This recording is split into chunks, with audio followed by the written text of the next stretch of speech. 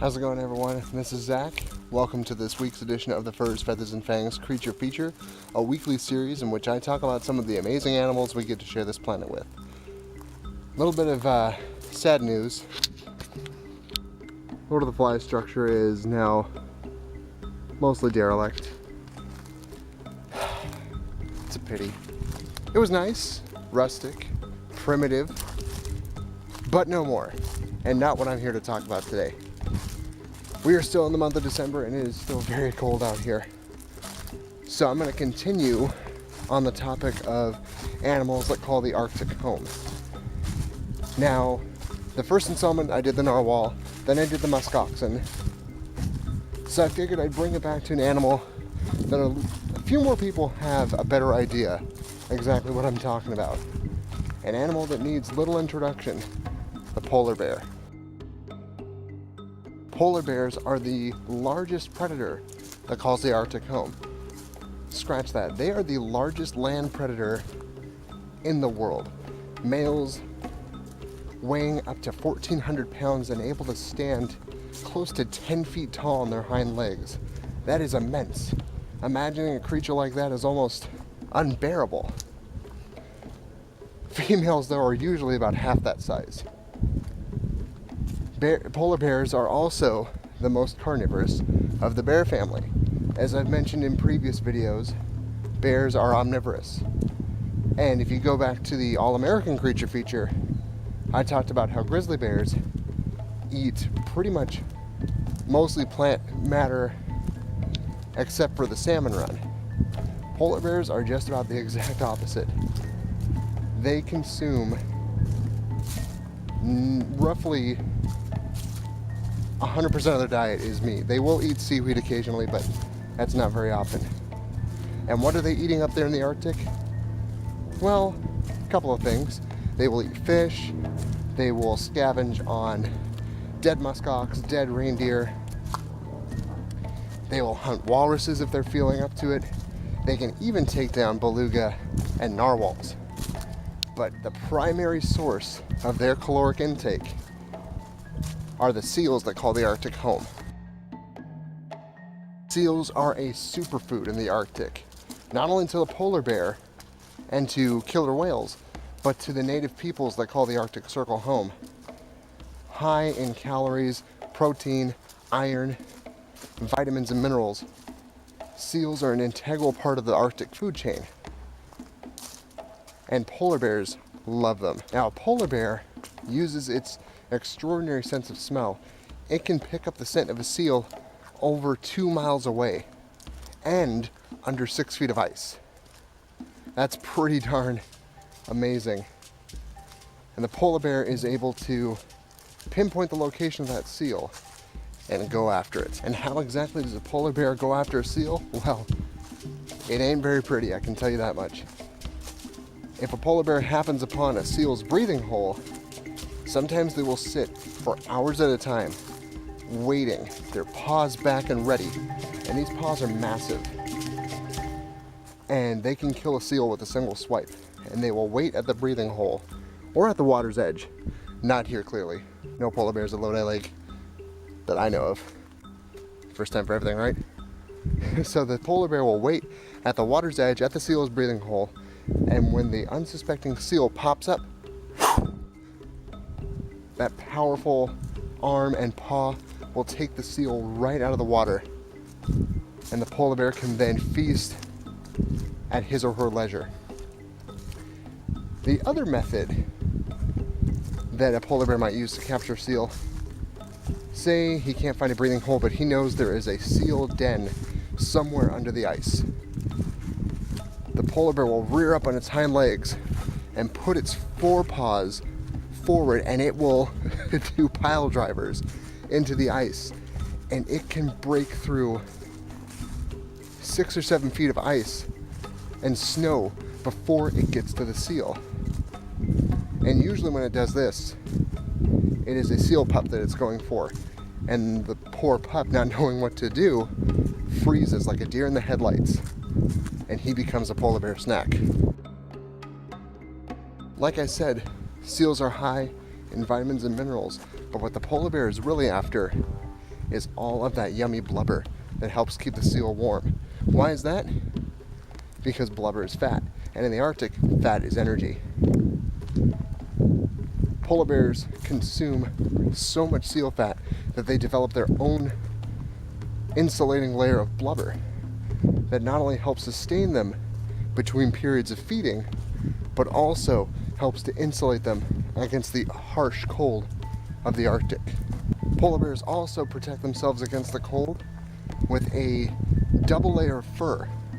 Anyone who has a husky or a yellow lab or a German shepherd knows all about double coats because of all the shedding that their dogs do when the weather gets warmer.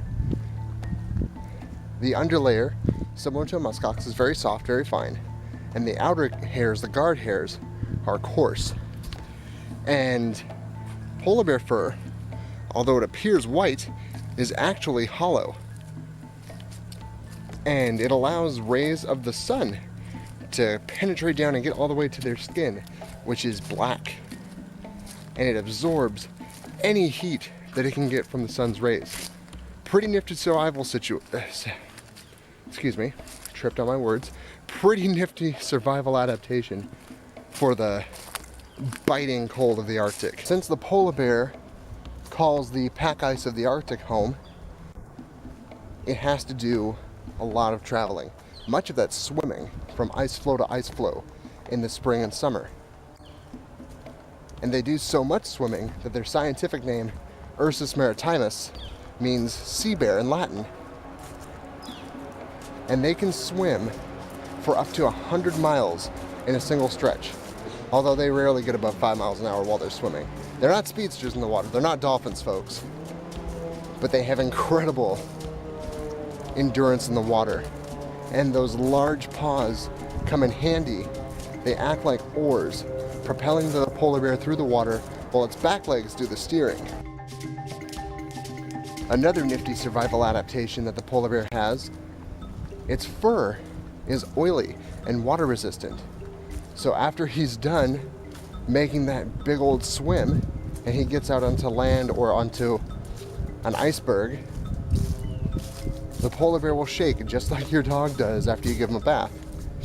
And the water will virtually just roll right off of the polar bear thanks to the waterproof oily treatment. Another interesting note about their fur and about their body insulation, polar bears are actually more susceptible to overheating than they are to freezing, thanks to their blubber and their fur. Interesting, isn't it? Unlike its close cousin, the brown bear, polar bears do not hibernate. In fact, only females will make dens in the snow when they want to give birth to their cubs. And 9 times out of 10, they give birth to a pair of twins. And they rear their cubs for a short time in the den before going out into the frigid new world.